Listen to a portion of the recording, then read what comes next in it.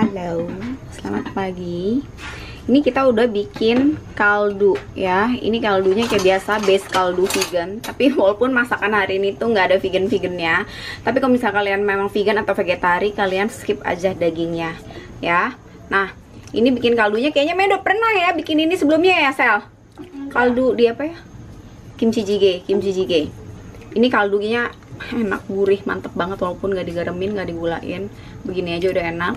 Ini pakai kelp atau seaweed, terus pakai shiitake sama jamur kuping. Udah kayak gini, api gede ya kan, udah mendidih. Tutup, api kecilin, masak 2-3 jam. Gelo, enak banget. Wanginya, ya Allah. Kita butuh bawang bombay setengah aja, cukup. Terus udah gitu segala jenis jamur. Terserah kalian mau pakai jamur apapun yang bisa kalian temukan di muka bumi, pakai aja, nggak ada larangan, nggak ada pantangan, pakai aja ya, pokoknya segala jenis jamur. Terus yang paling penting adalah ini pengusir vampir.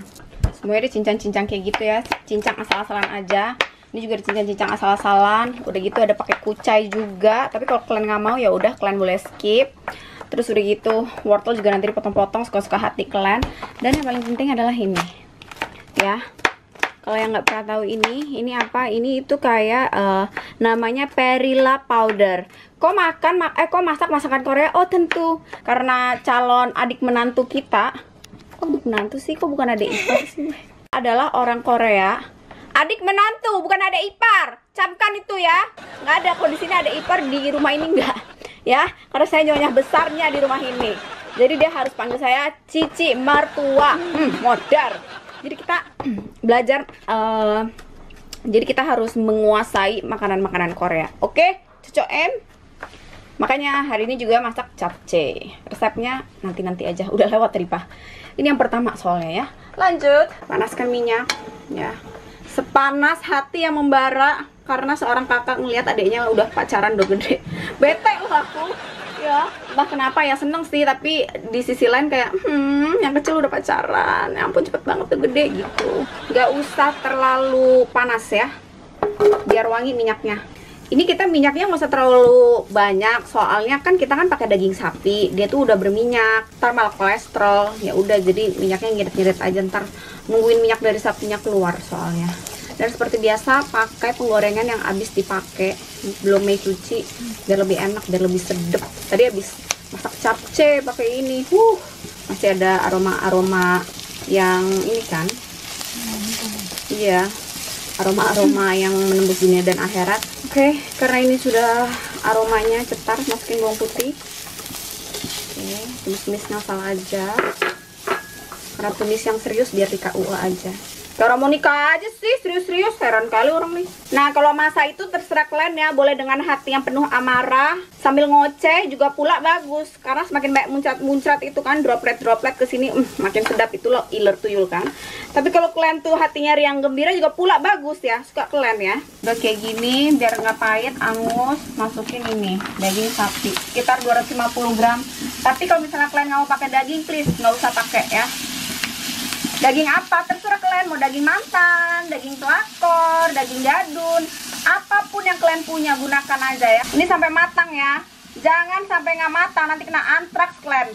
Mau kalian kena penyakit sapi gila, jangan, cukup kita aja yang gila ya. Tuh warnanya cakep ya, coklat-coklat kayak gini ya. Inilah yang nanti bikin sedep ya, itu dia punya kuah kaldu. Nah ini kalian kalau misalnya kalian mau bumbuin, mau garemin, mau kalian gulain, suka kalian ya. Mau kalian kasih mecin, kalian kasih jampi-jampi, boleh. Tinggal terima aja ntar kalian tuh kan, ujung-ujungnya kan, pas kalian modar, disambit dan disambut lah kalian tuh kan, sama malaikat akhirat kan, siap-siap aja kalian. Nah, cara pakai jamur ya, kalau mie tuh agak hati-hati ya kalau pakai jamur ya. Kalau mie tuh selalu tumis dulu sebelum cemplungin. Jadi kayak make sure, ya nggak make sure apa-apa sih, nanti dipancing soalnya kan juga pula kan mendidih kan.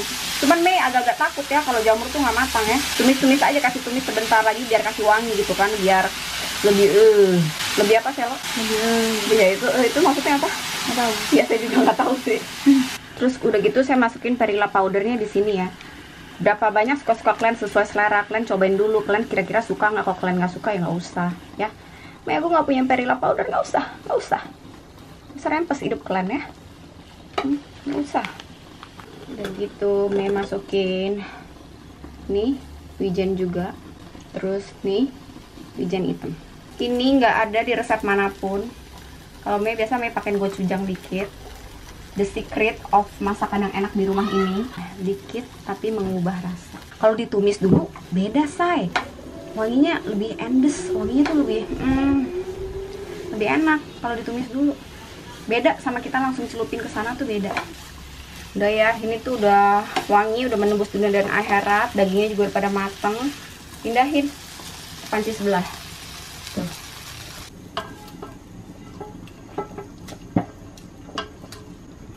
Ini kan masih ada sisa-sisa enaknya nih di sini. Tentu saja tidak akan saya buang. Ambil semuanya. Kasih bersih semua aroma daging, tumisan-tumisan jamur. Ini enak nih. Jangan sampai cuci gitu aja, sayang. Nanti kalau misalnya ini rasanya udah oke, rasanya udah cucok tinggal kita cemplungin kucai sama wortelnya. Kalau sekarang dimasukin takutnya nanti kelembekan, malah nggak bagus sayurnya, malah kelembekan nanti sayurnya. Cemplungin, celupin wortel. Udah, ini biarin aja dia sampai mateng. Nanti kalau misalnya kayak udah mau makan, baru masukin kucainya. Udah nih ya, terakhir kalian tuh kalau mau masukin ijo-ijo apapun itu ya, mau sayur sop, mau buncis, mau bayam, apapun lah yang kalian punya sayur, nggak ada pantangan, semua boleh dipakai ya, yang kalian suka, terong atau apapun. Oke? Oh ya, beberapa orang masak tuh kan mereka pakai tepung ya. Kalau kalian nggak mau pakai tepung ya udah nggak apa-apa. Kayak ini Mei juga nggak mau pakai tepung karena biasa tuh aslinya tuh agak kental. Nah, Mei punya ini agak coklat karena kan tadi kan pakai saus itu kan, doenjang ya namanya ya. Nah, kalau kalian nggak mau pakai saus ya udah nggak apa-apa, tapi that's game changer. Dah, selesai.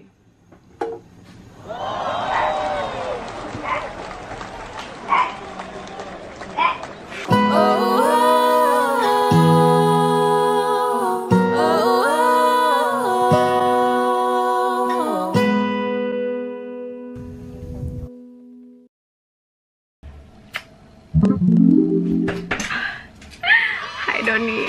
Hai. Apa kabar Doni? Hai Uca Butet. Ayo kita makan. Kita menunya ini agak-agak Korea terus karena apa Doni? Adik menantu suka makanan Korea, edukasi orang Korea. Orang Korea. Karena saya lagi makan yang goreng-goreng. Jadi saya pakai ini dulu ya. Sanjin watermelon. Dolar Dajjal ya. Tahu kan ini obat sariawan dari SSA. Tapi ini bukan cuman obat sariawan. Bukan cuman obat sariawan saja. Kenapa? Karena ini amazing, Buat teman-teman yang kalau misalnya panas dalam itu minum krisan, like I told you. Tapi kamu nggak suka yang manis-manis, nggak suka gula-gula, tinggal semprot ini. Jadi kayak corongnya masukin ke dalam, terus pup, pencet ini, pup. Itu bisa meredakan panas dalam. Jadi kalau habis makan goreng-goreng tahu diri dikit lah ya. Nggak usah diteriakin sama mama kau, udah ambil sanjinnya. Ya, langsung minum. Ngerti kalian Ucap Butet? Jadi karena calon adik menantu kita itu banyak nyamuk tuh. Nyamuk apa laler? Nyamuk tuh. Oh my god. Say! Uco, kamu nggak bisa bedain yang mana lalat buah, yang mana nyamuk? Itu nyamuk tadi. That's lalat buah. Enggak, Oh my bukan God. itu, yang satu lagi. Ahlaknya Ada minus. banyak loh. Makan soun dulu, nyam. Anyway, ini Mei share pengalaman Mei as Chinese Indonesia, keturunan Chinese, orang Indonesia, WNI keturunan Chinese. Yang dimana kita masih ngikutin adat istiadatnya sana dong, ya kan? Because our parents ajarin kan, begitu kan? Jadi itu kayak, men banyak banget mantangannya. Kayak boleh gak sih kayak langsung berubah? Bukan Chinese, orang Batak kayak. Men, kayak gelo sih. Ini kan kayak our dad kan habis pass away. Terus udah gitu, tau nggak? Kayak di hari keberapa setelah kremasi, kayaknya hari pertama atau itu apa lagi? Bakwan, dari Cilina. Cilina. Apaan ya itu? Bakwan. Bakwan. Bakwan udang. Bakwan udang. Baik banget. Thank you Cilina. Thank you Cilina. Campur deng. Oh, ini lapcoy ada kuahnya kan? Ada tuh. Ah, kayak gini loh. Makan goreng-gorengan. Untuk sebelumnya udah makan sanjin. Jadi jangan dipikir kok semprot sanjin itu terus jadi superhero, nggak sakit tenggorokan. Mengurangi chance untuk sakit tenggorokan. Dan kalau udah nggak ada, biasanya sampai buru-buru semprot sanjin dibanding nggak sama sekali, itu pasti langsung jadi. Aduh. Dolar kenapa sih dia? Dari tadi heboh banget deh hidupnya. Kayak nggak bisa tenang gitu ya si Dolar. Dolar kenapa sih heboh amat? Makan ya. Nyam. Gila ya, ini tuh kayak, aduh, kaldunya udah nggak usah dipakein pelet, nggak usah dipakein jampi-jampi, udah umami banget, kayak udah ada rasa mecin dari kelpnya, dari mushroomnya, kayak bener-bener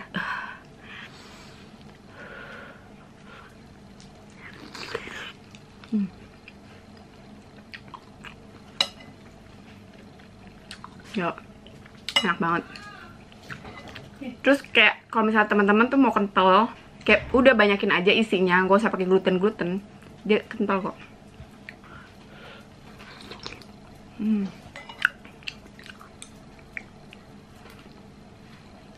Gila, anjir sih, ini enak banget. Bener-bener kalian akan merasakan kehangatan seorang kakak mertua. Anyway, nanti mereka pulang pacaran ke sini. Jadi kayak kalau misalnya kayak datang ke sini terus makanannya kayak makanan asal negara dia mungkin kayak merasa lebih homey gitu kan. Terus kayak kita kasih little attention to him, jadi dia kayak merasa oh, oke, diterima nih gitu kan. Jadi ya udah. Balik lagi ke pantang-pantang itu ya. Oh my god, kayak banyak banget pantangnya. Jadi hari pertama setelah my dad itu dikremasi, itu memang langsung ditanya kayak gini, kalau misalnya ada planning untuk menikah, itu bisa dimajuin jadi di 3 bulan ini, or harus ditunda sama sekali jadi 3 tahun mendatang. Nah itu kayak like, what is the point? Like, tau gak sih, ini kayak orang tua itu baru aja nggak ada, dan Mei sama my dad itu relationnya itu sedikit beda dengan anak ayah lainnya, karena tuh kita bukan cuman bonding ya, kita tuh kayak soulmate, tau gak sih, kayak bener-bener klop. Yang even orang-orang itu kayak nggak berani tinggalin kita sendiri di sini, kayak pasti ada yang nginep, karena itu takut Mei bunuh diri karena mau ngikut my dad, right? Ditanyain mau nikah apa enggak, kayak, what are you talking about? Oh my god, that's so crazy. Itu kayak, wah itu sih gila banget sih. Itu kayaknya Mei tuh kayak benar-benar terpukul banget, kayak oke, bisa gak sih ini kita kayak pindah garis keturunan, boleh gak sih? Man, kayak serius deh, itu kayak sedih banget. Bener-bener kayak, oh my god, what are you talking about? Dan for me itu kayak gak make sense banget ya. Karena kayak, emangnya kenapa?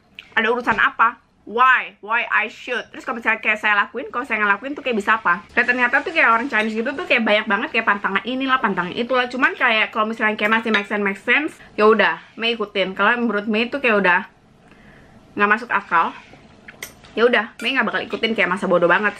Because karena Mei kan Katolik ya, dan Mei itu tahu kayak Tuhan kita itu Allah yang hidup. Jadi like I don't give a shit to that things. Cuman kalau misalnya kayak reasonnya itu kenapa?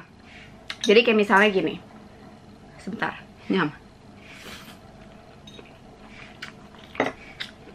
Kita harus pakai baju warna putih saat proses kremasi.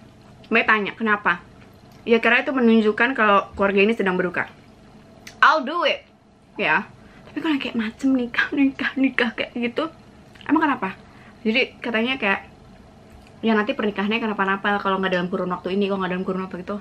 Oh my god, yang menentukan pernikahan itu kenapa-napa itu kan kita sendiri, right? As a person yang involved dalam pernikahan itu, dan juga bukannya jemawa, as a human ya. I have God. I have a good God, good Lord, dan Allah yang hidup. Kayak mana mungkin sih kayak Tuhan kita tuh kayak mengutuk manusia dengan peraturan-peraturan kayak gitu, kayak seolah-olah menyumpahi manusia dengan peraturan-peraturan kayak gitu. Padahal kita tahu kayak Tuhan kita tuh kayak Tuhan yang bener-bener sayang dan mencintai kita, sampai kayak udah nurunin nabi berkali-kali, sampai udah bikin Alkitab di segala macam agama kayak buat warning kita.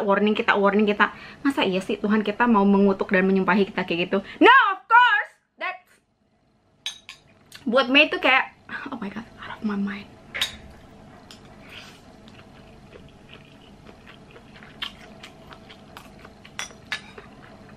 Saya mau bilang Mei murtad kayak sebodoh.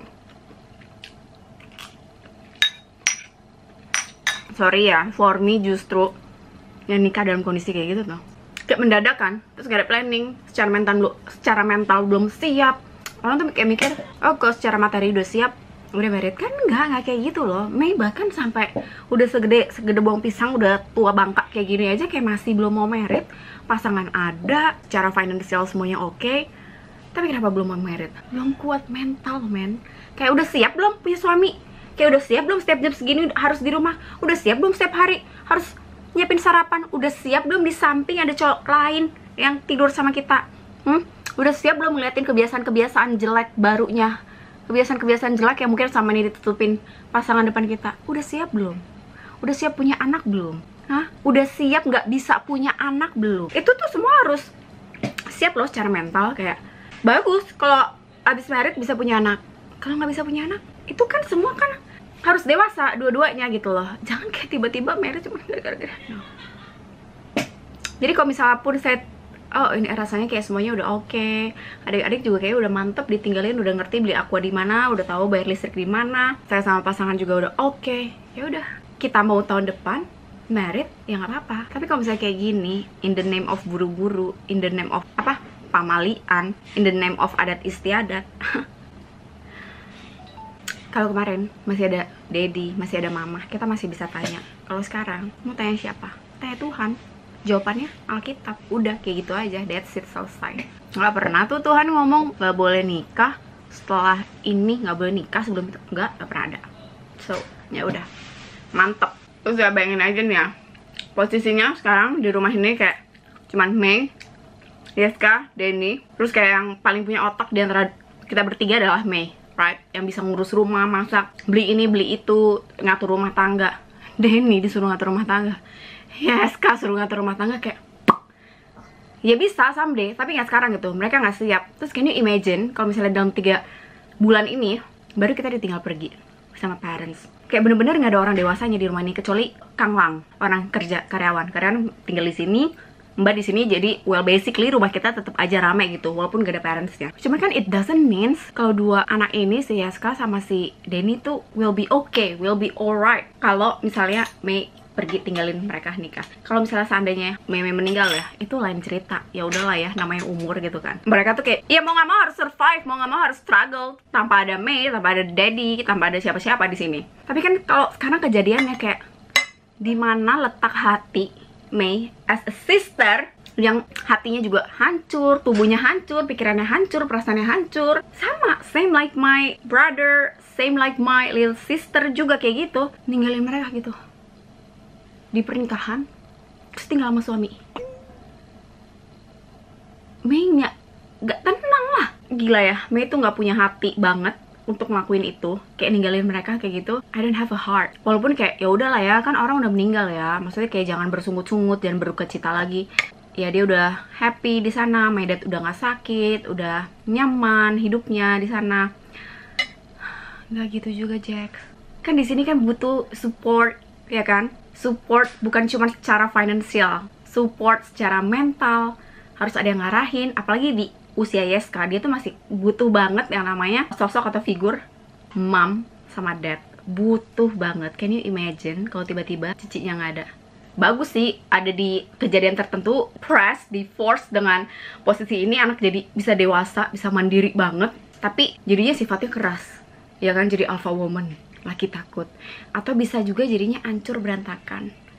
Kita nggak tahu. Yang pasti as long as ada Mei di sini, itu kayak kewajiban banget seorang cici, seorang kakak untuk tetap jagain, dampingin adik-adiknya, kayak perhatiin. Itu kayak gak usah diomongin, please deh. Kalau misalnya kayak yang wajar-wajar aja, terus kayak yang nggak mengiring Mei dan keluarga Mei dan adik-adik Mei dalam musrik city, musrik sitas, whatever is that, Mei akan lakuin. Tapi kalau misalnya kayak yang udah kayak gitu, kayak gak masuk akal. Kayak udah gak masuk akal, Mei gak mau lakuin. Dan Mei langsung ngomong sama pasangan kayak, udah gak usah diambil pusing, gak usah dipikirin, kita bakalan oke, kita bakal fine aja. Karena Allah kita itu Allah yang hidup, bukan Allah yang tutup mata dari hal-hal kayak gitu. Jadi gak percaya omongan manusia, tetap ngikutin kata Alkitab. Karena sekarang udah gak ada mom, udah gak ada dad. Walaupun kita masih ada Kuma ya yang ngurus kita. Cuman kan Kuma gak tinggal di sini. Kuma kan tinggalnya sama Yuli. Guide kita itu yang benar-benar guide itu cuman Alkitab. Di luar itu udahlah, Mei udah gak mau terlalu pusing gitu ya. Like whatever. Beberapa kali kayak orang tegur kita kayak, gak boleh makan dodol, gak boleh makan kue lapis. Itu nggak make sense banget. Apa hubungannya? Bisa apa? Kayak iya nanti misalnya kalau misalnya dia ngomong iya nanti kayak jalannya ke surga susah. No, yang nentuin jalan ke surganya my dad itu bukan karena kita makan kue lapis, tau nggak? Depends gimana my dad waktu hidup dan juga seberapa rajin anak-anaknya ngedoain dia. Itu yang our parents ajarin ke kita. Jadi terserah tetangga mau ngomong apa atau keluarga yang lain kayak mau ngomong apa, tapi itu yang benar-benar ditanemin dan diajarin mama sama daddy, dan itu yang akan terus kita lakukan. Tapi kayak misalnya kalau misalnya simbol berduka kayak nggak boleh ada party-party selama setahun, oke. Karena maksudnya kayak simbol berduka, oke, we'll do that. Atau nggak misalnya nggak boleh potong rambut karena simbol berduka. Jadi itu ada kisahnya dan Mei minta diceritain kenapa. Karena Mei selalu tanya. Jadi katanya zaman bahwa kalau di China itu kalau misalnya ada yang meninggal, mereka tuh 3 tahun nggak potong rambut. Potong rambut tuh kayak something new, something fresh gitu kan, kayak mau ada celebration. Nah kalau misalnya kayak nggak potong rambut, itu berarti nggak ada celebration, lagi berduka gitu loh. Jadi ya udah nggak apa-apa. Ya walaupun basically kita juga kan nggak bersungut-sungut kayak mengutuk Tuhan atau apa kan, ya udah kita terima gitu kan, rencana Tuhan ya udah terima gitu kan. Kita nggak tahu kan apa yang diplanningin Tuhan gitu kan nggak mungkin kan Tuhan mau telantarin kita, Tuhan mau kita hidup susah gitu kan nggak mungkin. Jadi kan kayak ya udah kita terima aja semua plannya Tuhan, kita terima aja semua rencananya. Dan kayaknya our mom sama our dad itu kayak waktu sama kita tuh kayak dikit banget. Sebenarnya enggak. Kenapa? Karena kita itu benar-benar menikmatin waktu pas ada mereka, itu benar-benar pol banget, benar-benar totalitas banget. Mungkin berbeda sama anak. Ini emang gak ada akal sih. Mungkin beda sama keluarga-keluarga yang lain. Kalau keluarga kita itu benar-benar guyup banget. Keluarga kita benar-benar keponya setengah mati. Jadi we kiss each other, we hug each other. Kita tidur bareng. Pokoknya kayak bener-bener bonding, bener-bener deket. Kayak terutama me and my dad itu kayak teleponan kayak orang pacaran. Terus kayak even lagi makan aja kayak nggak penting banget, kayak lagi makan ini kayak gitu. Udah juga kayak setiap kali inget dia. Kalau orang lain mungkin inget dedinya itu kayak sedih gitu, nangis ya. Setiap kali inget dia, most of the time itu main ngakak, ketawa. Karena emang dia kan orangnya lucu kan, kayak suka ngakak gitu kan. Jadi kalau misalnya kayak liatin foto-fotonya dia itu nggak nangis, malah happy. Soalnya emang dia lucu banget orangnya. Terus kayak dan dia tuh kayak bukan sosok bapak yang nyebelin. Hampir semua memorinya sih sama dia, nyaris semua memori sama dia tuh yang bagus-bagus. Ya kecuali Doni ya, kalau Doni sih sering dimarahin kali. Kagak, gue sering bercanda. Ya kan, jadi kalau bisa inget dia tuh kayak lihat foto-fotonya dia atau baca chat-chatnya dia, nggak nangis, nggak sedih, happy. Kayak nginget waktu dia ngucapinnya, nginget waktu kita bercandanya, jadi kayak kebanyakan happy gitu. Nyam. We love him so much. Nanti ya, next, cerita lagi tentang dia. That's it, mau makan dulu. Karena si Jihun akan mampir ke sini. Lihat nih, makanan di rumah juga udah full semuanya. Doni mau makan lagi? Boleh. Doni katanya lapar. masa pertumbuhan. Lu mau pergi makan kemana ulang tahun? Kenapa bukan lo yang ulang tahun? Kan udah. Tahun ini belum. Don, you kan anak paling kecil, adik-adikan. Ada sepupu gua. Ini gua tinggal satu gang sekeluarga mah. Yaudah, sampai ketemu di masa-masa dan makan-makan berikutnya. XOXO Gosip Bi. Bye-bye. Jangan ikutin pamali-pamalian yang gak jelas, oke? Sesat! Kutuk sama Tuhan baru tahu.